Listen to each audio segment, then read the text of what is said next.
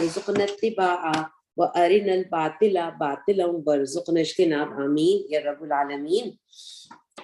Since we started our class the other day, we started with Surah Fatiha. In Surah Fatiha, if you guys remember, we prayed to Allah that, oh Allah, please show me the right path. So Allah has shown us the right path. The right path we talked about is, first of all, we started with the rules and regulations a little bit, how we are supposed to live. We talked about that when Quran is taught, please listen to it quietly in Quran. And if we hear something wrong, if we hear something news, do not move forward it without verifying the message. We also studied that we have to respect people's privacy. And we are going to talk about that we are not supposed to backbite, bully, or hurt anyone. So because Quran is for guidance, we have to understand this. Quran is not the book that you can just recite beautifully and enjoy the qiraat. Yes, you can recite beautifully and you can enjoy the qiraat. That's appropriate. You can do that. But that's not the whole purpose of Quran. The whole purpose of Quran is to understand it. Why? Why we need to understand the Quran? The reason is that if you understand the Quran, the reason is that this is the book to guide us. It is not the book of magical words. It's not the book of having fun stories. Yes, I will give you some stories also which are taught by Allah in Quran. But those stories are taught for us to learn, gain lessons from there. So everything in Quran is for our guidance. How do I behave when I'm alone? How do I behave when I'm with friends? How do I do when I'm with adults? How do I behave when I'm with younger people? How I do when I'm with people? And how do I behave when I'm alone?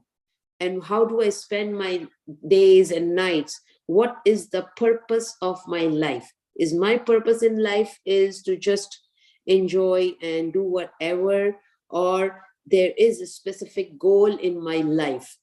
So that is the reason Quran is given to us. So now the other day we stopped at ayah number 12. And now we'll continue with, 11. Now today we'll continue with ayat number 12. يا أيها الذين آمنوا اجتنبوا كثيرا من الظن إن بعد الظن إثم ولا تجسسوا ولا يغتب بعضكم بعضا أيحب أحدكم أن يأكل لحم أخيه ميتا فكرهتموه فاتقوا الله إن الله تواب رحيم. We started with Surah Hujarat first. First of all, we completed Surah Fatiha, then we started Surah Hujarat. The reason is because it just will help us understand the rules, and because we asked Allah to show us the right path. So He is teaching us, showing us the right path by showing us how to behave. Now, in this Surah Hujarat, ayah number 12, Allah says, "O believers, do not assume too much." Means, do not just assume things on your own. You see somebody laughing and you assume that he's laughing at you. You saw somebody whispering in somebody's ears and you assume that he or she is talking about me. So we do see a lot of things in our daily life. But it says that we should not assume too much.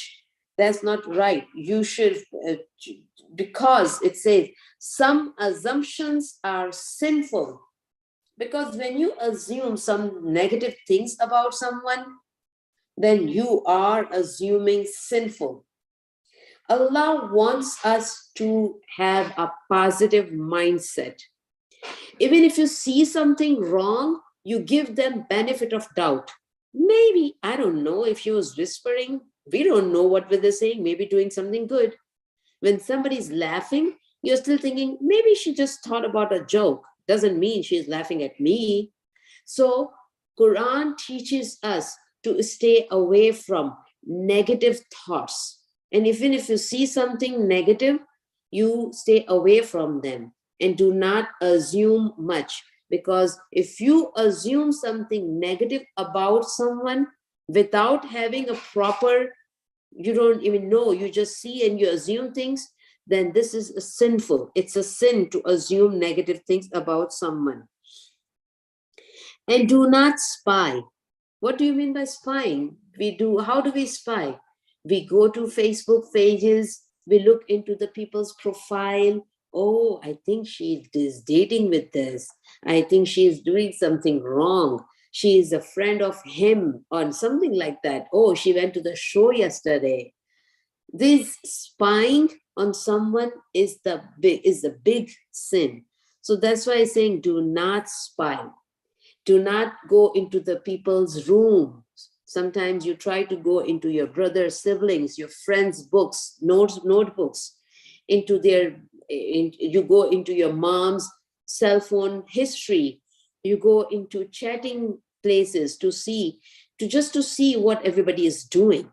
That's called spying. Allah is telling us, do not do that. When Allah is saying not to do it and we do it, what does that mean? Allah has said, don't do it. And if we do it, it means we are sinning. That's a big sin because Allah has clearly told us, do not spy or backbite each other. What do you mean by backbite? Backbite is some people say, oh, I'm telling about her, but it's truth. I'm not lying. That is very true. Backbiting is not lying. Backbite is saying something negative about somebody, which is true. It is truth. It's not a lie. You are saying she is, okay, you can say she is fat. She's fat. She's ugly. She looks so ugly in hijab. What is that? Is it lie? No, you are not lying. Maybe she does. Maybe. It's a truth. But it's something negative about someone. That's called backbiting. Somebody's fat. You're saying, oh my God, look at her. She looks like a teddy bear. She's so fat. That's a backbiting. She is dark. You say, oh, she's dark. That's a backbiting because this is something negative about someone. Something she would not like you to say, but you are saying in her absence. But you are saying the truth. You're not lying. Yes, she is black. She's dark. She's fat. Yes, she is. Oh, did you see? She's so stupid. She has so stupid questions to the teacher. That's backbiting. Yeah, and no question is a stupid question, first of all. Plus, if you think it's a stupid question, you still are not supposed to be negative about someone. Some of the other examples can be, do you see what kind of clothes she wears? That doesn't suit on her. She looks like, not good. That's backbiting. Because, again, you are saying something negative about someone. I don't like the way she carries herself. For example, yes, that's also backbiting. You know how he plays the basketball? He doesn't even know how to throw the ball. My goodness, that's gossiping. That's not gossiping, it's a backbiting. Yeah, maybe he doesn't know, but it's negative thing about him. So we are not supposed to backbite. A backbiting doesn't mean it's a lie, it's a truth, but it's a negative truth. And that nobody wanted to hear it, that especially that person you are talking about would not like it. That's called backbiting. And some people say, oh, I'm not scared of saying in front of him. Then you are going to hurt him or her. Yes, you do not care about people's feeling, but you are hurting someone's feeling by saying this in front of in public, right? So that's not a smart thing to do, or that's not the right thing to do. Allah doesn't like people who hurt people's feelings in front or at the back or on their backs. So stay away from negative things. Give everybody a benefit of doubt. If somebody is not pretty or somebody is not good looking, it's not his or her fault, right? Why? Allah made that face. When you are talking about someone that she is so ugly, basically you are talking about Allah. Why? Because Allah made that face. When you are saying she doesn't know how to talk, you are talking about Allah, because the way she's talking is Allah has given her some abilities, or you can say disability, that she cannot talk right. You are not talking about that particular person. Basically, you are talking about Allah. So we need to understand that if somebody is black, you cannot make yourself black, right? Allah made him black or her black. It means the color is from Allah. It's none of our business to comment on someone else, because Allah has given you lighter skin. Doesn't mean we are going to talk negative about other people. So never ever try to talk about Allah's creation. If you are eating a fruit and you're saying, oh my God, it's so sour, yucky, disgusting. Who grew this fruit? Did you grow that fruit? Your mommy grew that fruit? No. Allah, because this is a creation of Allah. When you don't like something, then what do I supposed to say? Our Prophet, when something was brought to him, and if he did not like it, he would just not eat it. And that's it. People would understand that maybe he doesn't like it. It doesn't mean that you have to talk negative. You have to make faces. You have to embarrass parents or other people by saying disgusting and negative things in front. This is also called nashukri, not to have gratitude. Because if you, I hope that you all visit Pakistan or India, or you visit other places in the world, and then you feel that that you are at one of the blessed place in the world.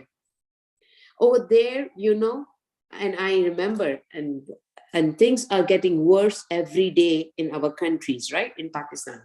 But I remember when I was a little girl, one day I was walking by, and I saw a homeless guy.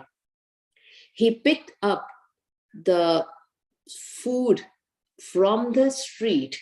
Maybe the dog or something left it, or dog was eating or something. Like you threw the rice on the ground, you threw it away like for birds. Birds did not come, and you find someone grabbing that rice from the floor. How would you feel?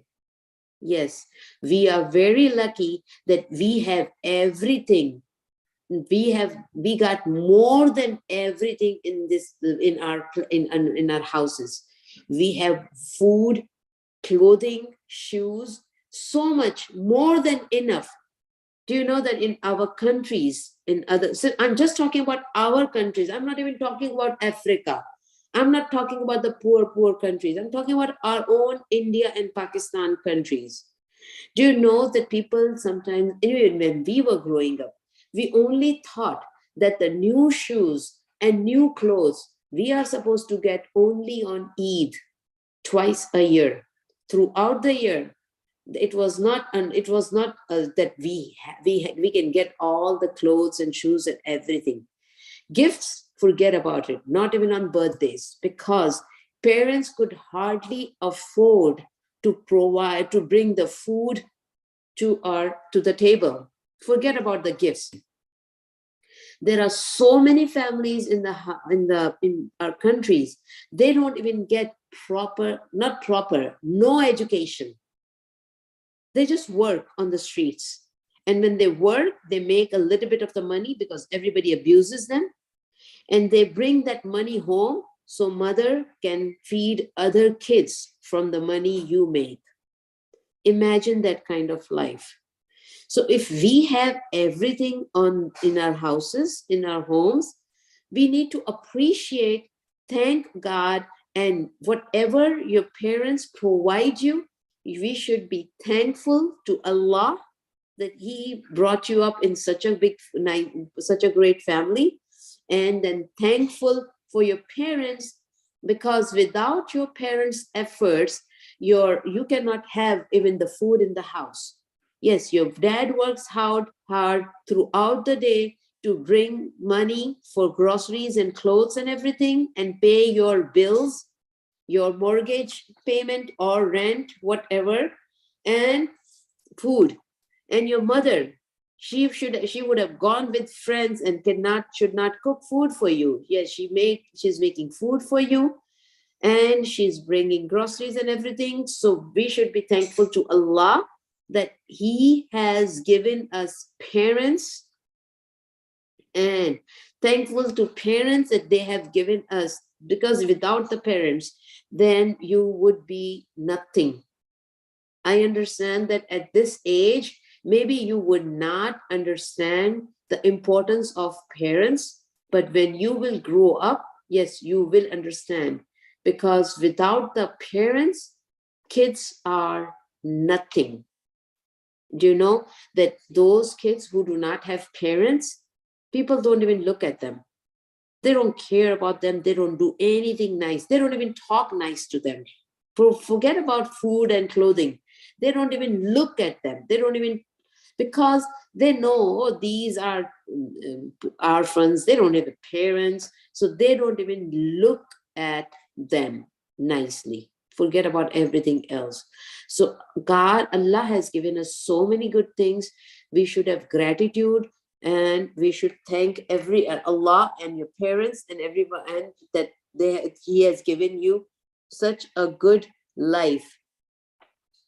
So backbiting each other, Allah says that if you backbite each other, would any one of you like to eat the meat of their dead brother? Because if you are talking about someone not pretty, black, or whatever you're talking about, basically he or she is like your brother or sister, and it's like eating their meat. That's how disgusting it is, that you are talking about your own people, your friends, or anyone, your sibling, nothing. You are just talking about them. That's how disgusting it is. In this ayah, Allah is actually trying to tell us that it is disgusting that you talk negative about people, your friends, or anyone. You would hate that, right? Yes, you would hate disgusting things. You would hate to eat the meat of your brother. You will, right? Then fear Allah. You should be fearful of Allah. Surely Allah is the one accepting repentance and is merciful. If we have done this in past, and we all have done this, what Allah wants us to do? Yes, if you have done this, I understand that, but Allah can forgive you. So ask Allah to forgive us, because He is the most merciful. So in this ayah again, that do not spy on someone, do not assume too much, do not assume sinful things, do not backbiting, because these are disgusting sins. And if we have done in past, please ask Allah for forgiveness, and Allah will forgive us. Okay, because when we talk about somebody negative, we destroy their reputation. We destroy the reputation like we destroy their body. In this verse, it compares who speaks badly in their absence are tearing apart their body, and their soul is not there. So that's what it is. That just again, bottom line, Do not talk ill about anybody. Now, about ayah number 13. Ayah number 13 is about equality. Equality, like all black, white, whoever, they're all equal in front of Allah. Whether it's Pakistani, Indian, Arabic, white, black, Mexican, whatever races they are all equal in front of Allah. And the best one of us is the one who loves Allah. So this is the bottom line of the background of the story. Now, I will give you a little background about our Prophet's life before understanding these verses also. Okay, the background of our Prophet's life is that our Prophet was born in Makkah. Before his birth, his father had passed away, Abdullah. And when he was born, at that time also, if somebody doesn't have a father and is born, they don't care as much about them. The reason is because, oh, this boy doesn't have a father. Oh, wow. So, okay. So just looking down at those kids, right? Now, mother was there. Mother gave him a birth. But when he was only 5 years old, mother passed away. Just think about it, this little boy. Father, he never saw the father. Mother died at the age of 5. Then his grandfather, father's father, grandfather, Abdul Muttalib. Okay, mother's name was Amna. His grandfather now took care of him. His name was Abdul Muttalib. He took care, okay, no, at the age of 6. Okay, let me fix myself. At the age of 6, mother died, passed away. At the age of 8, so at the age of 6, then Abdul Muttalib, his grandfather, took care of him. Within 2 years, the grandfather, Abdul Muttalib, also passed away. Now imagine, no father, no mother. Grandfather taking care of him, passed away. Okay, you can imagine this orphan boy who doesn't have any family member, kind of, you can say. Now, his uncle was Abu Talib. Abu Talib was his father's brother. Chacha jisko kehte hain. Chacha, and he took care of him. Now, his uncle himself was not a rich guy. Basically, he was a poor guy. He himself has a family, has a lot of kids. With a lot of kids, you understand that there's a lot of things to do. But he was not doing good financially.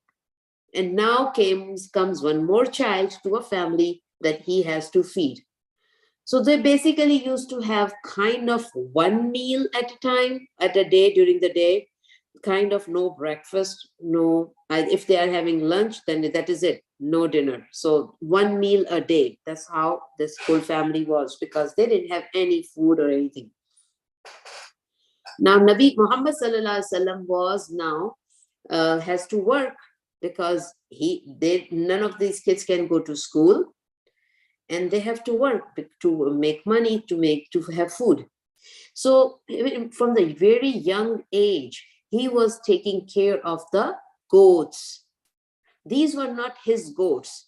In those days, rich people used to have the goats, and they would just pay someone to take care of the goats.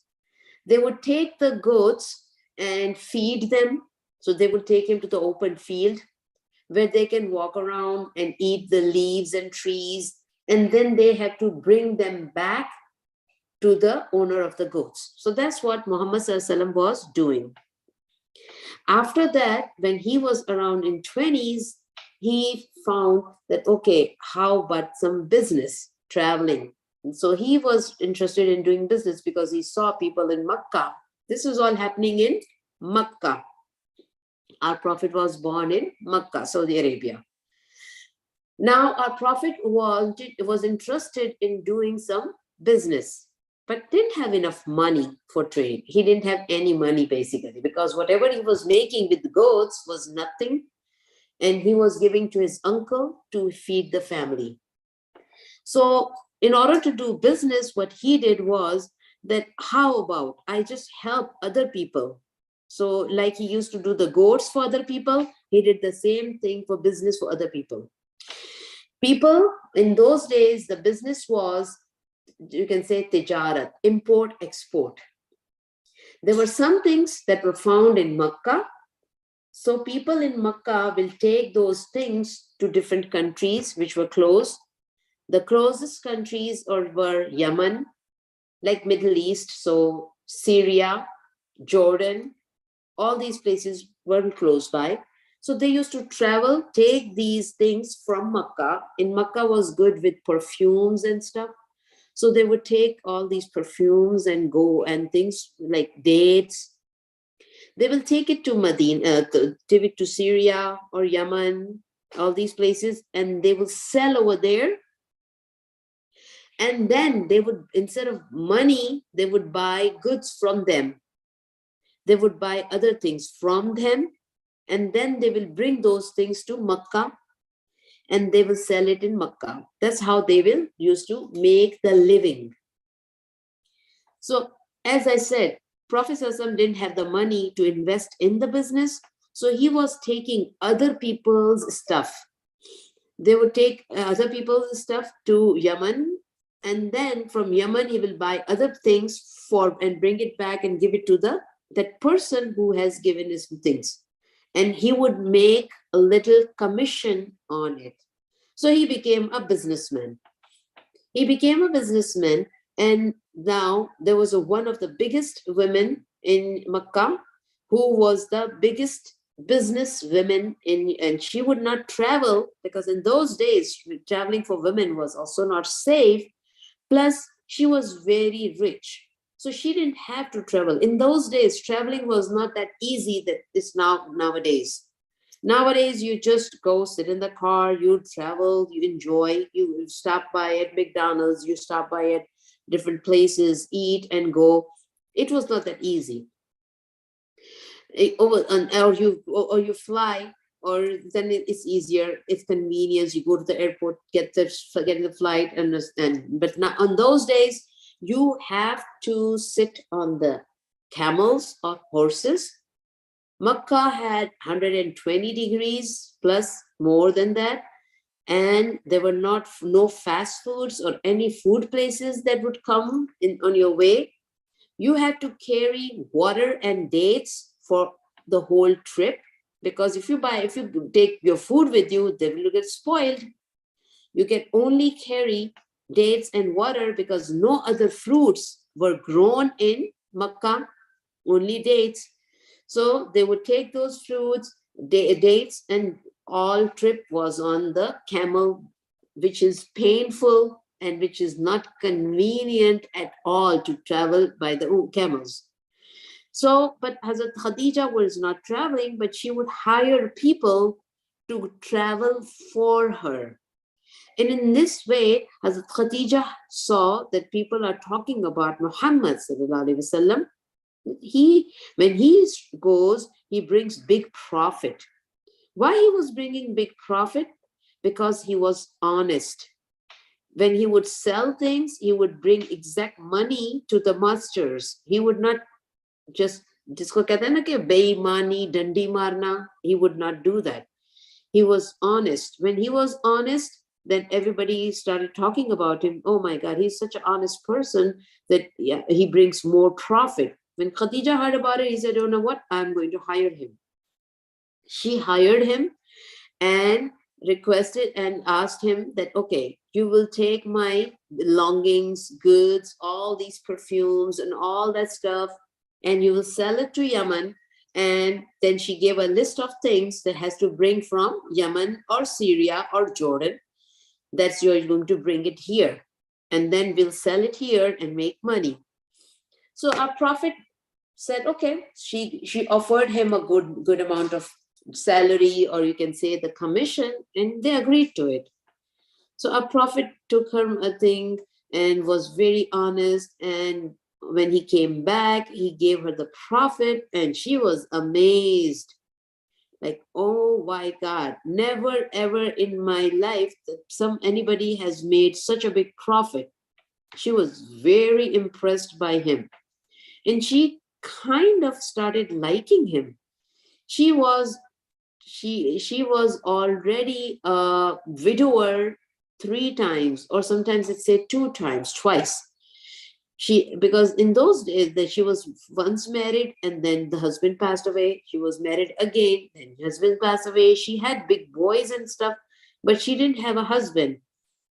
So she thought, okay, if he's such a nice person, although other people were proposing her because she was so rich and she was so beautiful, that she has all the other like big people, they were all proposing her, but she didn't care about anybody's proposals. But she really was impressed by our prophet's honesty. So she herself sent a friend to him with the proposal. It means that if a woman would like to propose to someone, she can do it. It's not un-Islamic, a girl or a woman to ask for the wedding. Yes, in our culture, it's not considered the right thing, but it's the culture. It's not the religion. Our religion allows us to, if the women would like someone, instead of thinking negative and all these things, she can propose him. Said, okay, instead of having a boyfriend, girlfriend, instead of saying, oh, I can have a secret relationship with that person, instead of just talking with them on the Facebook secretly or things like that. This is not encouraged in our religion. The right thing to do is propose, or in our culture, you can say, talk with your parents that you like someone and you wanted to be with someone in order to, it means you want to engage, you want to get married, and that's perfectly fine because it's natural instinct. Allah has given girls and boys natural attraction for the opposite sex. It's very natural. It's nothing unnatural. But the things that we do is wrong and unnatural. Like I said, that just being a friend with someone, just trying to see him without your parents' approval, to have a feeling and all that stuff, it's better. You should, always communicate with your parents that, yeah, mom, you feel certain, you have a feeling for that person, and maybe your parents can guide you to the right thing. Khadija did the same thing. She talked with her friend because her parents were not allowed or were not alive, because she was 40 years old. So friends went to took the proposal to a prophet, and Prophet ﷺ, he also did not take the decision by himself. He talked with his uncle, because uncle took care of him when he was young, right? Yes, he is old now, he can take his decision, but it's always a good idea, doesn't matter how old you are, to ask for advice to your parents, your guardians and guardians. So his uncle, Abu Talib, he said, okay, that's a good proposal, we can move forward. And in this way, our Prophet ﷺ was married to Khadija. He was honest, he is 25 years old, and Khadija was 40 years old. He was never married, and Khadija was before twice married and widower. So does that matter in a religion? The woman always has to be young? No, women can be older. Does the boy always have to be older? No, he can be younger or older, doesn't matter. Women always has to be single and man also has to be single? No. Women can be twice, divorcee, widower, anything. And guy can be younger, good looking, and a single. It's all the possibilities. When you see in culture, both have to be single. Guy has to be older. Girl has to be younger. These are cultural things. It's not in the part of a religion. Okay, so now they both of them got married, and Prophet ﷺ because he was not rich. He was very poor. I told you. He did, and so he moved with Hazrat Khadija's house because Khadija was very rich. And then he started taking care of her and he took care of her business. So the business was now flourishing. It was day and night. Our Prophet was now chosen by Allah to be the Prophet of Allah. So until now, until the age of 40, our Prophet was simply living an excellent husband and a real good father, because Khadija was having kids. I think they had 6 kids. They had 6 kids, 4 girls and 2 boys.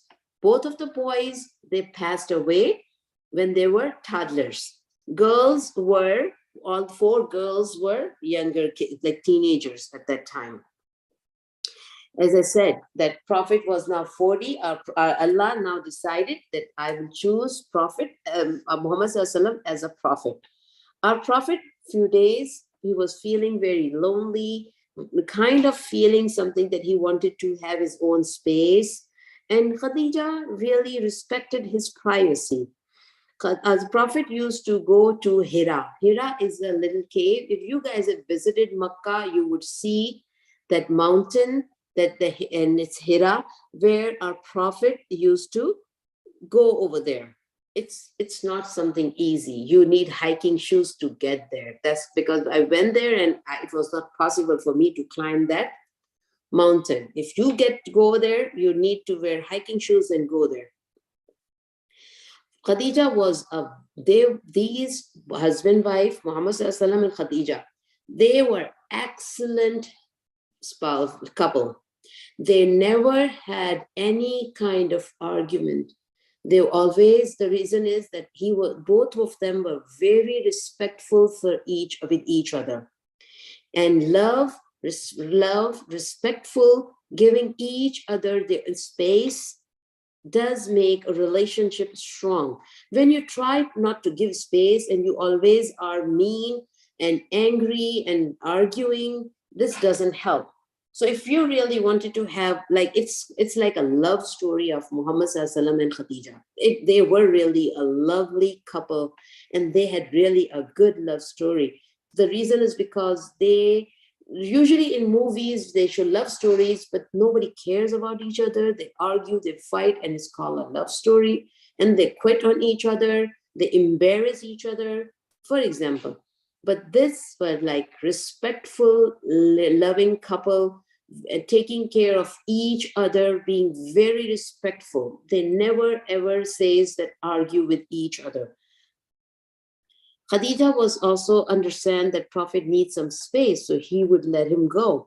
And then the Prophet, she would also take some food for him. Again, I said the mountain is not easy to climb, but she would either send her maid over there, or she would herself go over there. Now remember, Khadija was 40 when she got married. So after 15 years, she is 55, right? Yeah, 55. When she is climbing that mountain to take food for her husband, she has maids that can do it, but she herself wanted to do that for her husband. She can afford husbands. In those days, they had maids. They had a lot of maids, and because she was, like I told you, rich.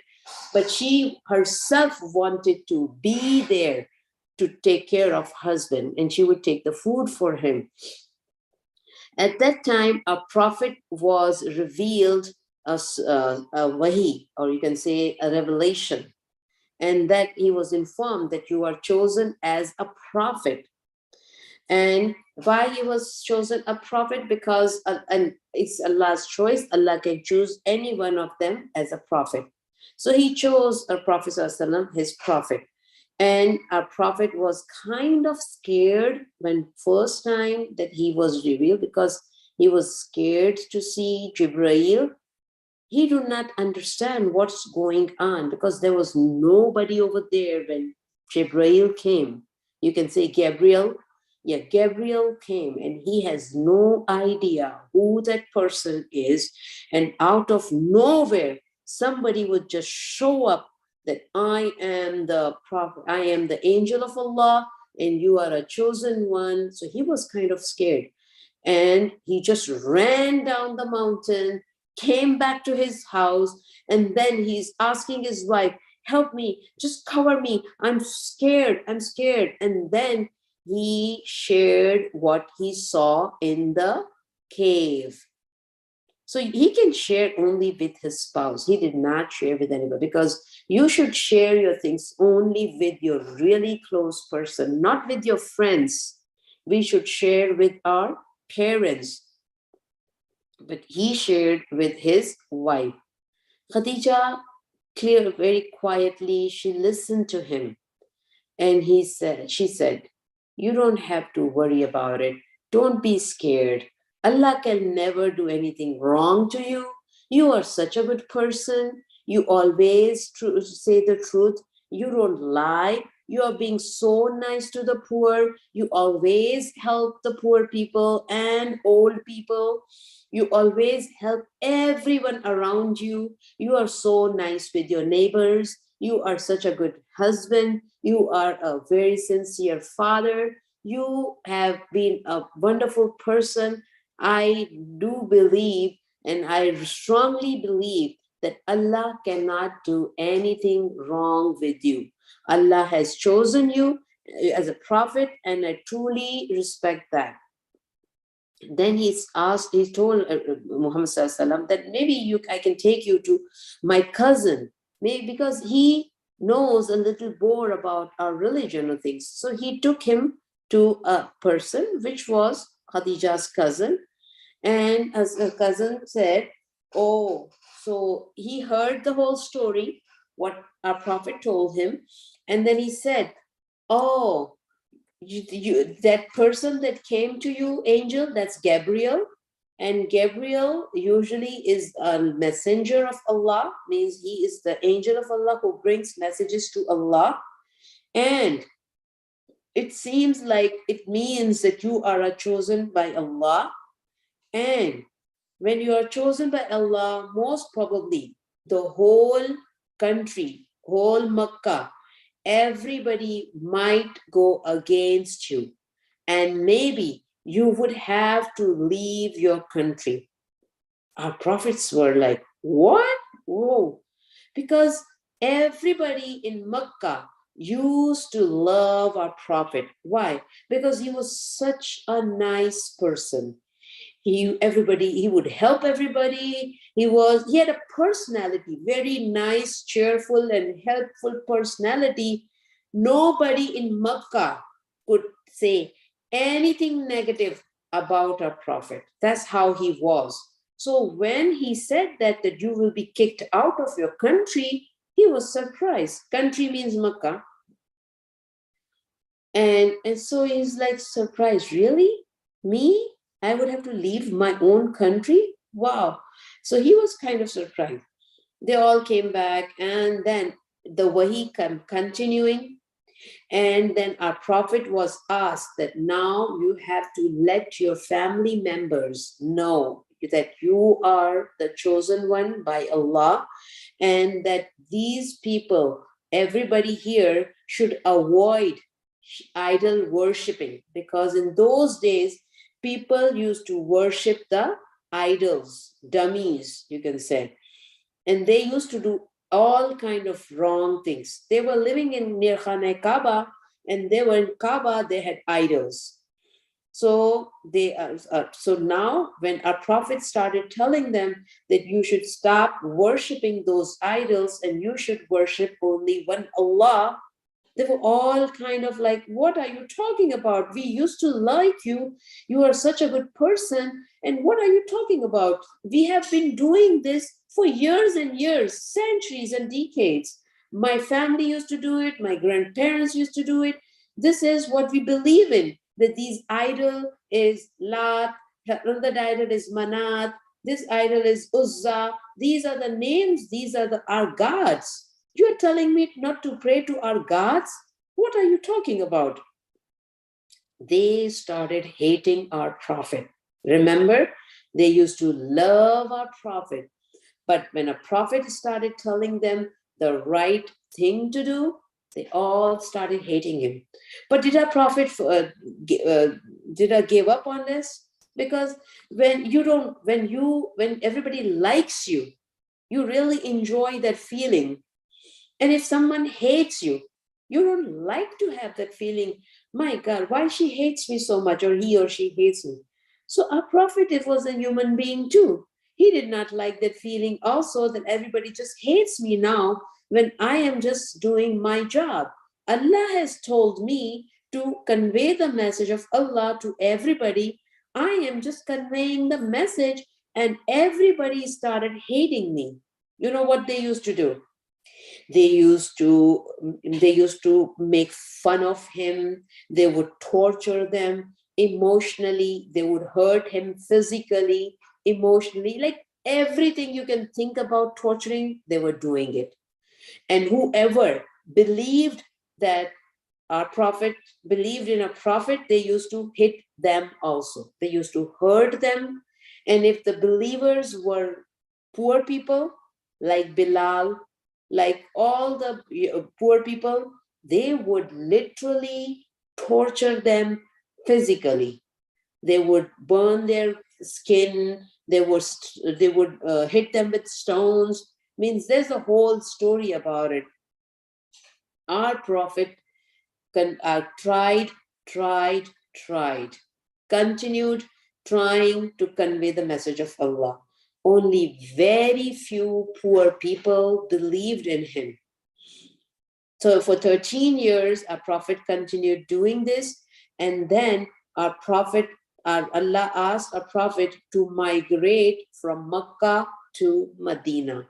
Medina was also Medina was a place that is 350 around miles from Mecca. So both of them are different cities. Mecca is also in Saudi Arabia, and Medina. In those days, traveling was again not easy, so he was asked to travel to Medina.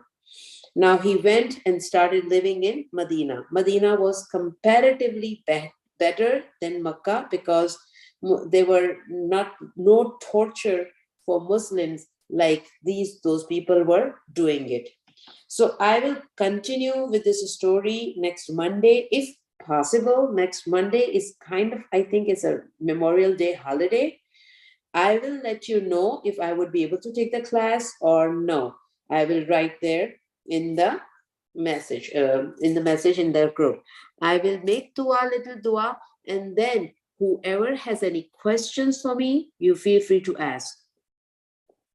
سبحان الله وبحمده عدد خلقه ورضا نفسه وزنة عرشه ومداد كلماته اللهم صل على محمد وعلى آل محمد كما صليت على إبراهيم وعلى آل إبراهيم إنك حميد مجيد اللهم بارك على محمد وعلى آل محمد كما باركت على إبراهيم وعلى آل إبراهيم إنك حميد مجيد اللهم أعني على ذكرك وشكرك وحسن عبادتك اللهم إني أعوذ بك من الهم والحزن وأعوذ بك من غلبة الدين وقهر الرجال لا إله إلا أنت سبحانك إني كنت من الظالمين أستغفر الله ربي من كل ذنب وأتوب إليه ولا حول ولا قوة إلا بالله العلي العظيم اللهم إنك عفو تحب العفو فاعف عني ربي زدني علما اللهم إني أسألك الجنة اللهم أجرنا من النار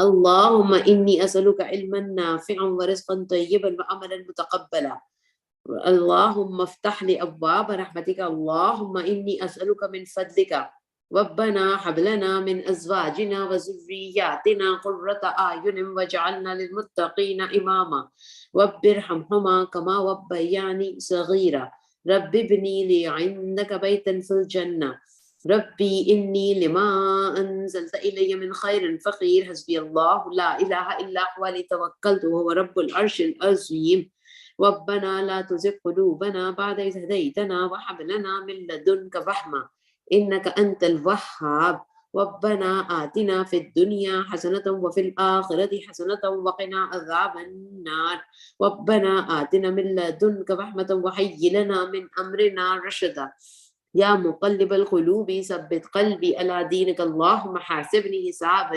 يسيرا. Ya Allah, please forgive us all. Ya Rabbul Alameen, please show us the right path and make us steadfast on this path of Allah. Ya Rabbul Alameen, please forgive us and show us the right path. Rabbana taqabbal minna innaka antas samiul alim. Subhana rabbika rabbil izzati amma yasifun. وسلام على المرسلين والحمد لله رب العالمين. سبحانك اللهم وبحمدك نشهد أن لا إله إلا أنت نستغفرك ونتوب إليك. اللهم صل على محمد وعلى آل محمد